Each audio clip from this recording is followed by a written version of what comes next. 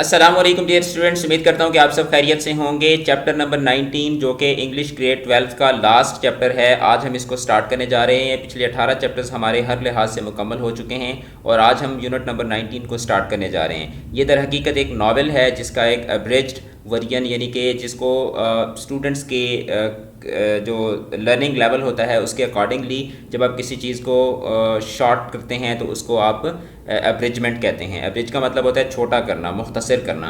तो ये नावल जो है आपको मुख्तसर अंदाज में पढ़ाया जाएगा। ये मुकम्मल नावल का ओरिजिनल टेक्स्ट नहीं है, बल्कि इसको सेकेंड ईयर के स्टूडेंट्स के मेंटल और उनकी जो कॉग्निटिव एबिलिटीज़ हैं उसके अकॉर्डिंगली इसको टेलर किया गया है। दैट इज़ वाई इसको हम एब्रिज्ड वर्जन कहते हैं। अच्छा, इसके टोटल 12 चैप्टर्स हैं। हम इसकी चैप्टर वाइज सबसे पहले रीडिंग करेंगे। आज हम चैप्टर नंबर 1 को रीड करेंगे, इसके बाद फिर तरतीब के साथ हम 12 चैप्टर्स जो हैं इनको हम रीड करेंगे और उसके बाद फिर हम इसकी एक्सरसाइज और इसके क्वेश्चन आंसर्स को करेंगे। तो बगैर किसी ताख़ीर के हम लेसन को स्टार्ट करते हैं। विलियम गोल्डिंग का लिखा हुआ ये एक नावल है और ये अवार्ड याफ्ता नावल है। इसको नोबेल प्राइज़ भी मिल चुका है। बहुत ही प्यारा, बहुत ही मज़े का, सस्पेंस से भरा हुआ ये नावल है जो हम पढ़ने जा रहे हैं। तो चैप्टर 1 से स्टार्ट करते हैं। अपॉन अ ट्रॉपिकल आइलैंड, एक गर्म जजीरे पर अ 12 ईयर्स ओल्ड बॉय, 12 साल का लड़का, विथ फेयर हेयर, जिसके बाल साफ थे, was climbing out of plane wreckage जहाज, तबाहशुदा जहाज़ का जो मलबा था, ठीक है, उसमें से, वाज क्लाइंबिंग आउट के उसमें से बाहर निकल रहा था। ऑन अ बीच, एक बीच पर, एंड टुवर्ड्स अ लगून, और एक लगून बोलते हैं जो समंदर के खारे पानी के दरमियान जो एक साफ़ पानी का एक टुकड़ा होता है उसको लगून कहते हैं, ठीक है, मीठे पानी का जो टुकड़ा होता है। तो लगून की तरफ वो बढ़ रहा था। He faced another child around his age, वो अपनी ही उम्र के एक लड़के को मिला। A fat boy with glasses, एक मोटा लड़का जिसने ग्लासेस लगाई हुई थी। The two who have not previously met, वो दो बच्चे जो पहले एक दूसरे को नहीं मिले थे, बिगैन अ कॉन्वर्सेशन, उन्होंने एक बातचीत शुरू की। The fair haired boy introduced himself as Ralph, तो पहला बच्चा जो इंट्रोड्यूस हुआ है, जहाँ से कहानी को शुरू किया है, फेयर हेयर्ड बॉय, उसने अपना तारुफ राल्फ के नाम से करवाया, यानी उसका नाम क्या था, राल्फ था। अब दूसरा बच्चा कौन था वो हम आगे चल के जानेंगे। थ्रू देयर कन्वर्सेशन, उनकी बातचीत से, इट वाज रिवील्ड, ये वाजे हुआ, that the boys had survived a plane crash, के लड़के जो थे उन्होंने एक प्लेन क्रैश को सर्वाइव किया था इन द पैसिफिक ओशन में। And no adults were present among the survivors, और बच जाने वालों में से कोई भी बड़ी उम्र का आदमी नहीं था। दे कन्फर्म, उन दोनों ने इस बात को कन्फर्म किया, that both the pilot and the man with the megaphone, और वो शख्स जिसके हाथ में मेगाफोन था, perhaps some sort of rescue worker, जो एक तरह का रेस्क्यू वर्कर था, both had died in the crash, दोनों उस जहाज़ के हादसे में मर चुके थे। The boys appear to have been escaping from an atomic war in their country, उन लड़कों की शक्ल सूरत से ऐसे लगता था कि जैसे वो एक ऐसे मुल्क से भागे हुए हैं जहाँ पे अटामिक वार चल रही है। A place refer to only as the home counties, और वो कौन सी जगह से आए हैं, होम काउंटीज़ से। सिग्नलिंग इंग्लैंड, ठीक है, होम काउंटीज़ यानी कि इंग्लैंड से लड़के आए हुए हैं, ठीक है, और एक ऐसे मुल्क से जहाँ पे जंग चल रही है। अच्छा, ये नावल जो है ना, ये 1950s में लिखा गया है, 1950-51 में ये नावल लिखा गया था, और ये दो जंग अजीम जो हुई यूरोप के अंदर उसके बाद चूँकि लिखा गया है, तो आप कह लें कि ये एक ऐसे माहौल में लिखा गया है जब यूरोप के अंदर जंग चल रही थी, ठीक है। अच्छा, when Ralph insisted that his father, जब राल्फ ने इस बात पर जोर दिया कि उसका बाप, अ कमांडर इन नेवी के अंदर एक कमांडर है, would rescue the stranded boys, भटके हुए लड़के।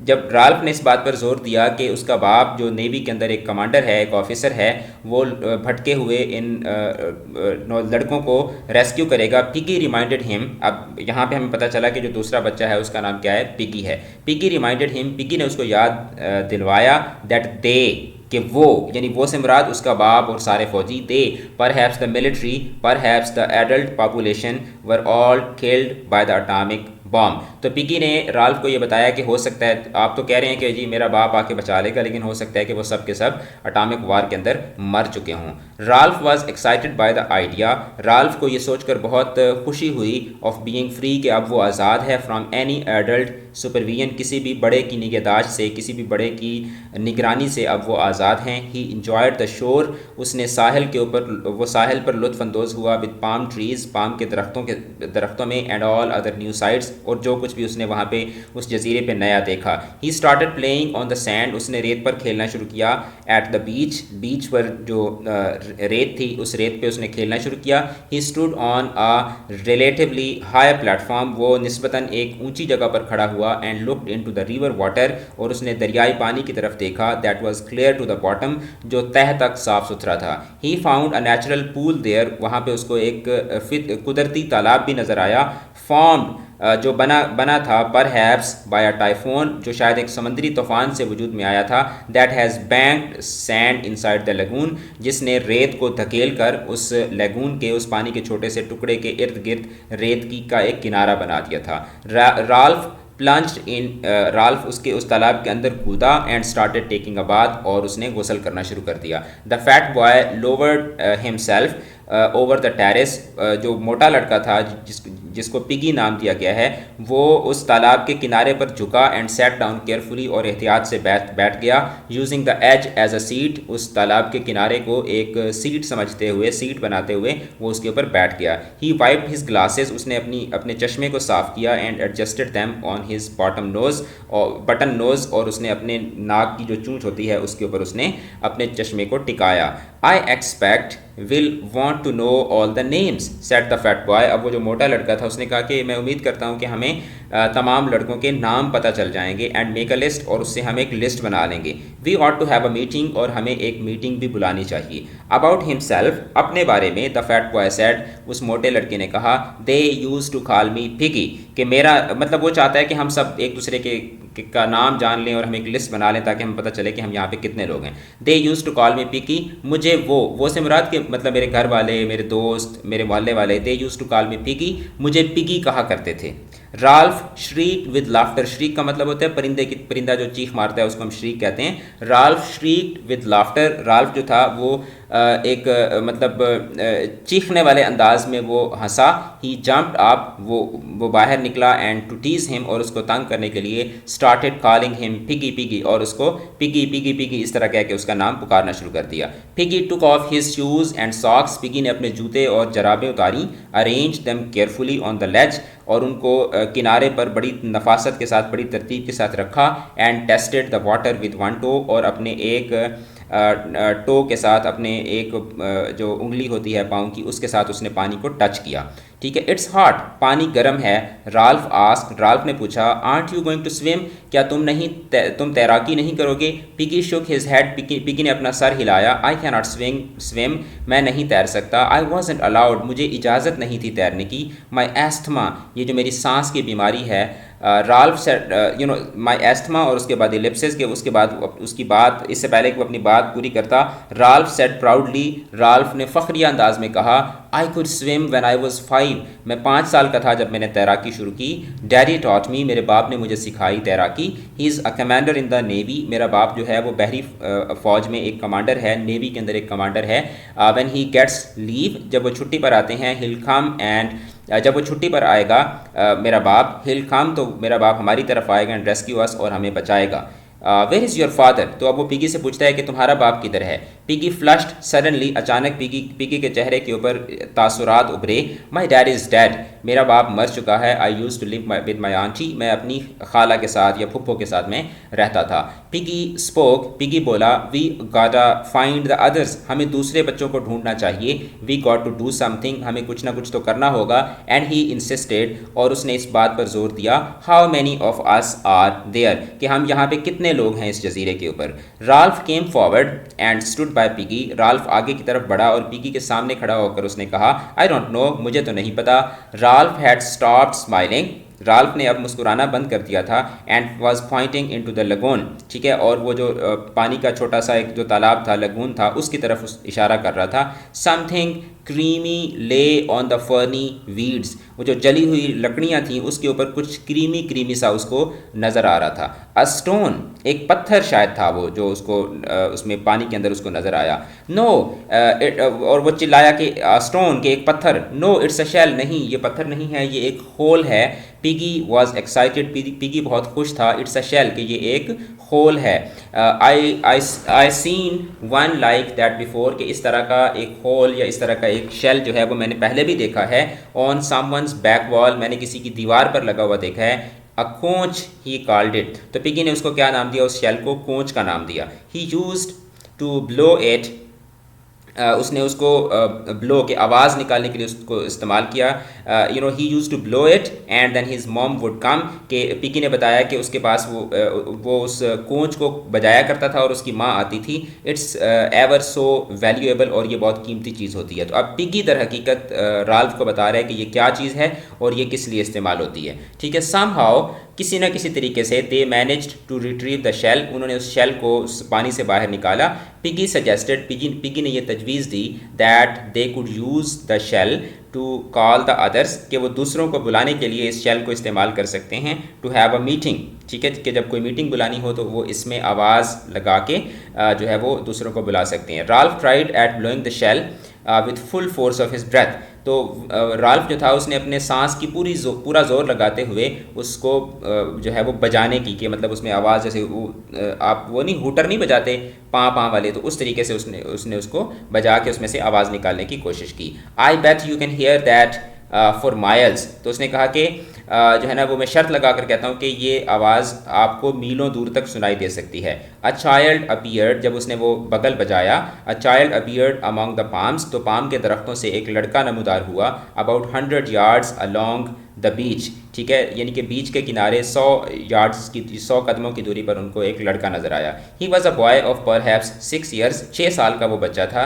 हिज क्लॉथ्स वर टॉर्न, उसके कपड़े फटे हुए थे। His face covered with a sticky mass of fruit, और उसका जो चेहरा था वो मतलब चिपचिपाहट वाले किसी फल का जो गोदा है उससे वो लिपटा हुआ था। He jump off the palm terrace, तो वो जो पाल्म के दरख्तों का जो एक झुंड था उससे वो बाहर निकला इनटू द सैंड, और वो रेत पर आ गया। मीनवाइल, इसी दौरान Ralph continue to blow, Ralph जो था वो उस कोंच को बजाता रहा। Till voices shouted in the forest, जब तक पूरे जंगल में उसकी आवाज़ नहीं गूंज गई। The small boy squatted in front of Ralph, तो वो जो छोटा बच्चा जो 6 साल का जो नमूदार हुआ था वो राल्फ के सामने आलती पालती मारकर बैठ गया। Piggy leaned down to him, Piggy उस लड़के की तरफ झुका। व्हाट इज़ योर नेम, तुम्हारा नाम क्या है। जॉनी, तो उस बच्चे ने जवाब दिया कि मेरा नाम जॉनी है। Many more boys turned up there, फिर काफ़ी सारे और बच्चे भी इकट्ठे हो गए। The children gave Ralph the same obedience that they had given to the man with megaphone, तो जब वो जहाज़ में थे तो वो जो इंस्ट्रक्शंस देने वाला आदमी था, जिस तरीके वो उसके सामने बड़े फर्मा बरदार बन रहे थे, इसी तरीके से बच्चे जो थे वो राल्फ के सामने बड़ी फर्मा बरदारी के साथ जमा होते गए। सम कैरिंग देयर क्लॉथ्स, कुछ ने अपने कपड़े उठाए हुए थे। अदर्स हाफ नेकेड, कुछ अध नंगे थे। और मोर और लेस ड्रेस्ड, या उन्होंने थोड़े बहुत कपड़े पहने हुए थे। इन स्कूल यूनिफॉर्म्स, और वो स्कूल के बच्चे थे तो वो स्कूल की यूनिफॉर्म्स में थे, ग्रे कलर की, ब्लू कलर की, फॉन, ठीक है, और कुछ ने जैकेट्स पहनी हुई थी और कुछ ने जर्सीज पहनी हुई थी। तो वह मतलब मुख्तलिफ तरह के अटायर के अंदर वो बच्चे जो थे वो राल्फ के सामने इकट्ठे होते गए। Then appeared 2 children who were twins, फिर 2 जुड़वा बच्चे नमूदार हुए। Their names were Sam and Eric, उनके नाम सैम और एरिक थे। कलेक्टिवली, इकट्ठा दोनों को क्या बुलाया जाता था, दे वर कॉल्ड सैमनारिक, तो वो दोनों को इकट्ठा सैमनारिक, वो 2 जुड़वा थे तो वो रहते इकट्ठे थे तो उनको जब बुलाते थे तो सैमनारिक कह के बुलाते थे, सैम एंड एरिक, ठीक है। At last Ralph ceased to blow the conch, आखिरकार राल्फ ने उस खोंच को बगल को बजाना बंद किया। एंड सेट देयर, और वहाँ पर बैठ गया। ही सा सम क्रीचर्स, उसने कुछ मखलूक देखी।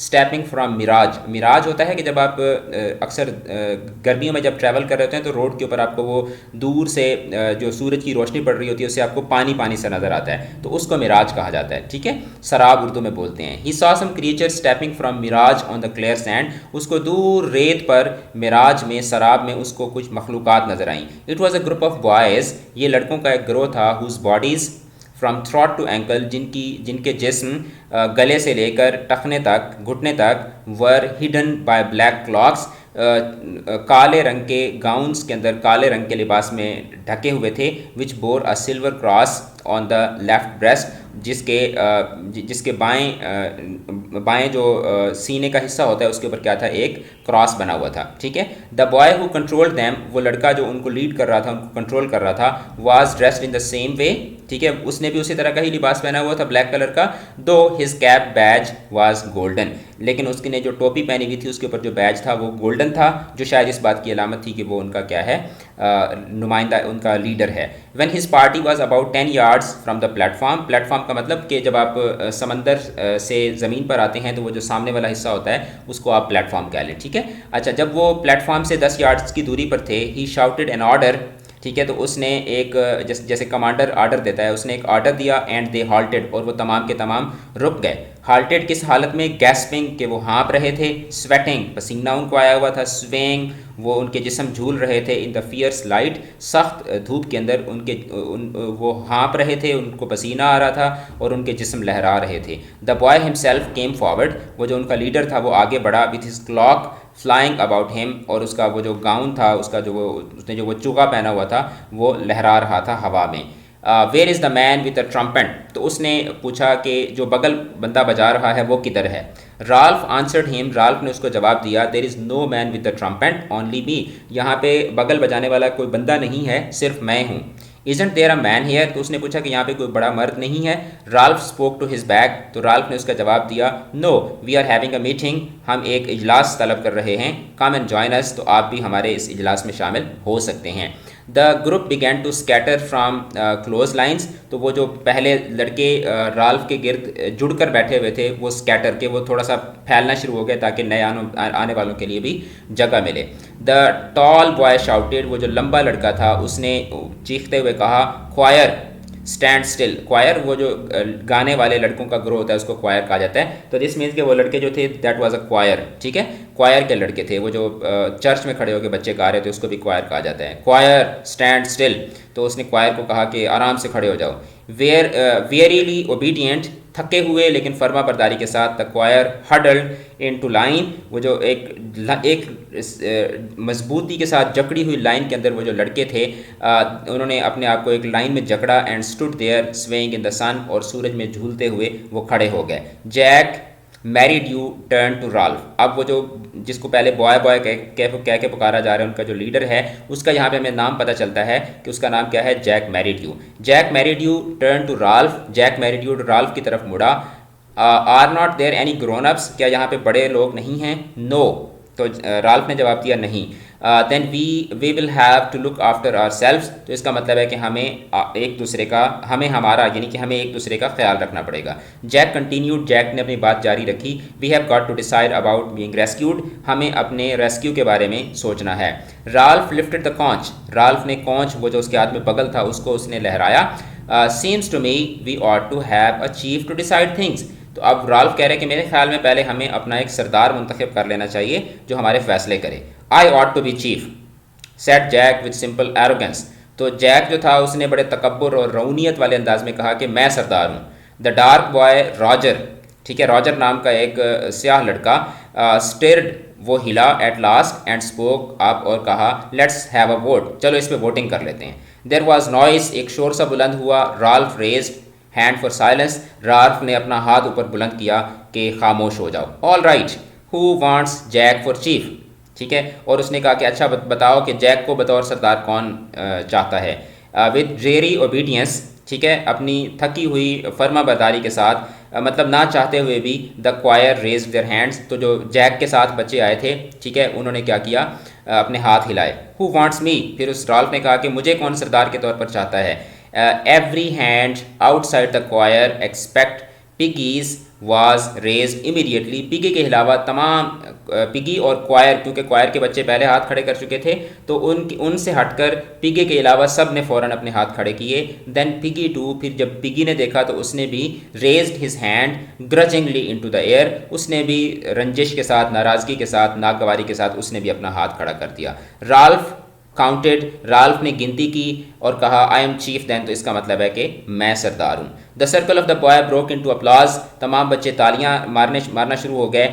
इवन द क्वायर अपलॉडेड, हत्ता कि वो जो क्वायर के लड़के थे जिन्होंने जैसे ऊपर आपको बताया ना कि उन्होंने जो है वो ड्रेरी ओबीडियंस के साथ कि वो भी राल्फ को चाहते नहीं थे, लेकिन वो चूँकि राल्फ के साथ आए थे और राल्फ उनका लीडर था तो इसलिए उन्होंने राल्फ के हक में वोट दिया था। लेकिन अब जब जैक के हक में वोट दिया था, लेकिन अब जब राल्फ बन गया है सरदार, तो इवन द क्वायर अपलॉडेड, तो उन्होंने भी तालियां बजाईं। आफ्टर बिकमिंग द चीफ, सरदार बनने के बाद Ralph nominated Jack as the leader of the choir, तो राल्फ ने जैक को क्वायर का लीडर मुंतखब किया एंड डिक्लेयर्ड, और ऐलान किया that the choir to be serving as the army और हंटर्स। ठीक है, तो उसने ऐलान किया कि ये जो क्वायर के लड़के हैं ये क्या होंगे, ये हमारी आर्मी होंगे और हमारे शिकारी होंगे। Jack and Ralph smiled at each other with shy liking, तो उन्होंने वो, आप जैसे पसंद किसी को नहीं करते होते लेकिन जो है वो फिर भी आप मुस्कुराते हुए एक दूसरे को देखते हैं, तो उन्होंने शाय लाइकिंग के साथ एक दूसरे को देख के मुस्कुराए। जैक स्टूड अप, और जैक खड़ा हुआ और उसने कहा कि all right choir, okay choir के बच्चों, टेक ऑफ योर टॉग्स, अपने कपड़े उतार दो। वो जो उन्होंने क्लॉक्स, वो जो जुगे पहने हुए थे उनके हवाले से बात कर रहा है। As if release from class, जैसे क्लास से वो छूटे हों। The choir boys stood up, वो क्वायर के लड़के खड़े हुए। चैटर्ड, आपस में बातचीत की। Paired their black cloaks on the grass, और अपने वो जो ब्लैक कलर के उन्होंने गाउन्स पहने हुए थे उनका घास के ऊपर एक ढेर बना दिया। अच्छा, Jack laid his on the trunk by Ralph, Jack ने अपना जो चोगा था वो उतार के राल्फ के पास एक दरख्त के तने के ऊपर रख दिया। Ralph insisted that 3 of the boys, Ralph ने इस बात पर जोर दिया कि 3 लड़के, कौन कौन से, हिमसेल्फ, वो खुद, साइमन एंड जैक, तो ये तीनों जो हैं should go on an expedition, एक मुहिम पर जाते हैं, टू डिटरमिन, इस बात का अंदाज़ा लगाने के लिए, वेदर और not it was an island, कि क्या ये जजीरा है या कोई और चीज़ है।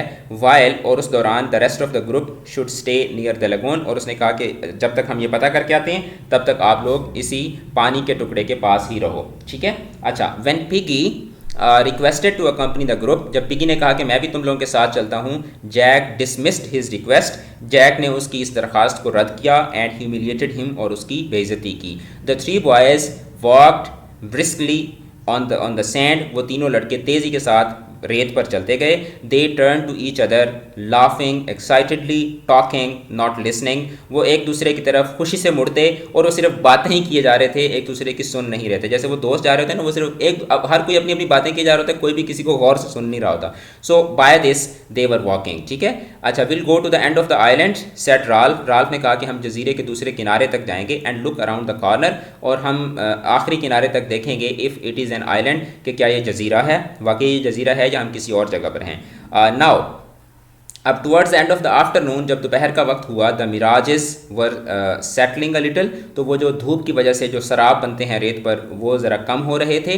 They found this and of the island, उन्होंने जिस सिमत को वो गए थे उस सिमत में जो जजीरे का जो आखिरी किनारा था, दैट वाज क्वाइट डिस्टिंक्ट, वो बड़ा मुख्तलिफ था। And the beach was nearer the mountain, और जिस बीच पर वो उतरे थे वो क्या थी, वो पहाड़ के करीब थी, than the any other they had seen. ठीक है, तो पहाड़ और उनको वहाँ पे और कोई बीच नज़र नहीं आई। They felt an unknown pleasure over there, वहाँ पे उनको एक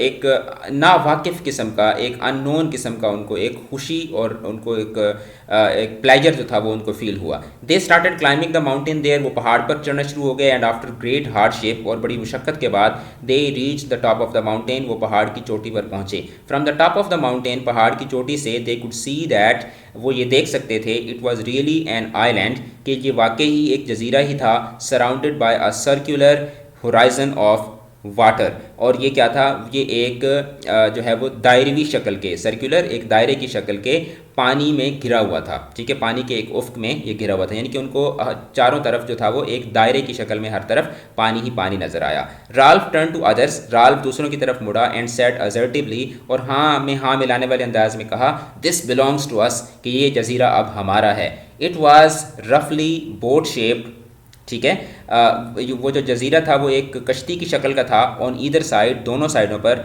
rocks, cliffs tree tops and a steep slope, उसके दोनों तरफ क्या थी, चट्टानें थी, ठीक है, और पत्थर थे और दरख्तों के झुंड थे और क्या थी, स्लोप थी। The boys served all this, तो लड़कों ने इस वहाँ चोटी से खड़े होकर पूरे जजीरे का जायज़ा लिया। Then looked out to sea, और समंदर की तरफ देखा। There is no village smoke and no boats, कोई कश्ती नज़र नहीं आ रही, कोई धुआं नज़र नहीं आ रहा किसी गांव का। सेट राल्फ वाइजली, राल्फ ने अक्लमंदी से कहा, we will make sure later but I think it is uninhabited, कि चलो इसको हम बाद में देखेंगे, लेकिन मेरा ख्याल है कि ये जो जजीरा है ये अनइनहेबिटेड है। अनइनहेबिटेड का मतलब है कि यहाँ पे कोई रिहाइश नहीं है, यहाँ पे कोई इंसानों की रिहाइश नहीं है। वी विल गेट फूड, हम खाना इकट्ठा करेंगे। जैक चिल्लाया, हंट, हम हंटिंग करेंगे, कैच थिंग्स, चीज़ें पकड़ेंगे, अनटिल दे फैच अस, कि जब तक वो हमारी भूख नहीं मिटाती, ठीक है, यानी कि जब तक हमारी भूख नहीं मिटेगी हम शिकार करते रहेंगे। They scrambled down a rock slope, ठीक है, पत्थर की एक ढलवान से वो बड़ी मुशक्क़त के साथ, स्क्रैम्बल का मतलब होता है बहुत मुशक्क़त करना, बड़ी मुश्किल के साथ वो नीचे उतरे। ड्रॉप्ड अमॉन्ग फ्लावर्स, ठीक है, वो नीचे फूलों में गिरे। And made their way under the trees, और दरख्तों के नीचे से रास्ता बनाते हुए वो चल पड़े। They were in the beginning of the thick forest, वो घने जंगल के इब्तदाई हिस्से में थे।